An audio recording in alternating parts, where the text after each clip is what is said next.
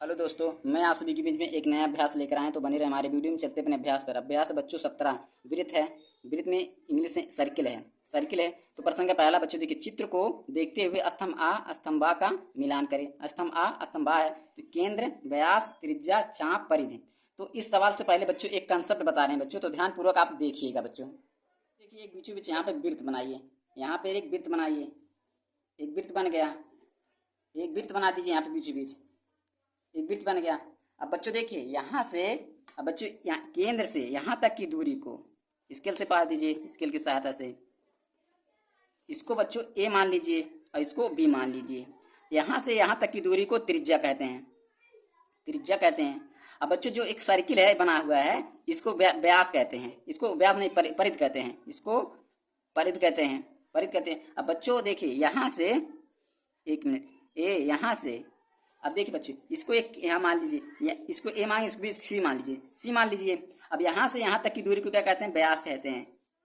यहाँ से यहाँ तक की दूरी को व्यास कहते हैं, व्यास कहते हैं। अब देखिए बच्चों एक रेखा यहाँ नीचे पार दीजिए, एक यहाँ पार दीजिए। इसको क्या कहते हैं? डी कहते हैं। डी और ई मान लीजिए। ई इस यहाँ से यहाँ तक की रेखा को जीवा कहते हैं, जीवा कहते हैं। अब बच्चों देखिए यहाँ पर एक चाप काट दीजिए, यहाँ से एक चाप ये काट दीजिए। तो इस पर यहाँ से इस चाप यहाँ बी से इसको एफ मान दीजिए। यहाँ पर यहाँ बी, एफ से बी तक की दूरी को चाप कहते हैं, चाप कहते हैं। अब बच्चों एफ से एक चाप यहाँ मार दीजिए। अब एफ से यहाँ जी, इसको जी मान लीजिए।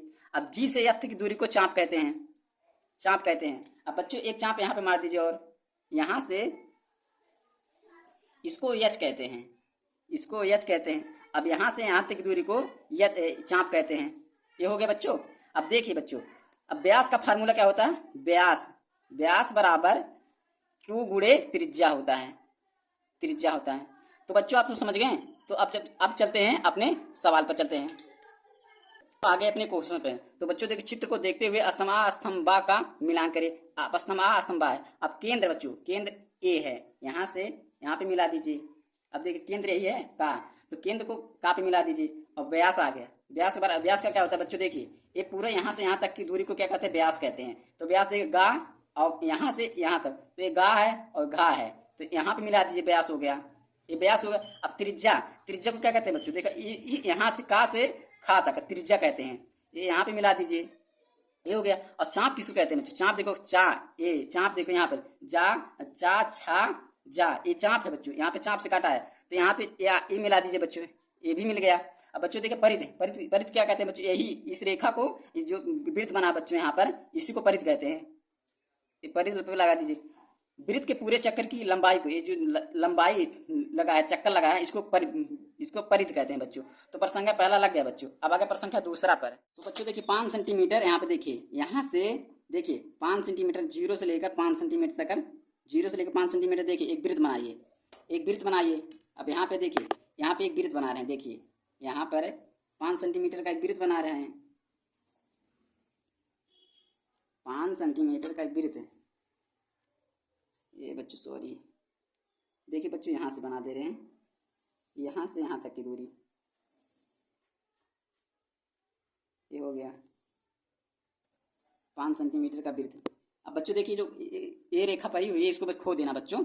तो बच्चों देखिए यहाँ से, बच्चों जो देखिए यहाँ से यहाँ से देखिए यहाँ से यहाँ तक की दूरी को, इसको का, इसको खा। अब बच्चों यहाँ से यहाँ तक की दूरी को क्या कहते हैं? यहाँ से यहाँ तक की दूरी को 5 सेंटीमीटर है, ये 5 सेंटीमीटर है।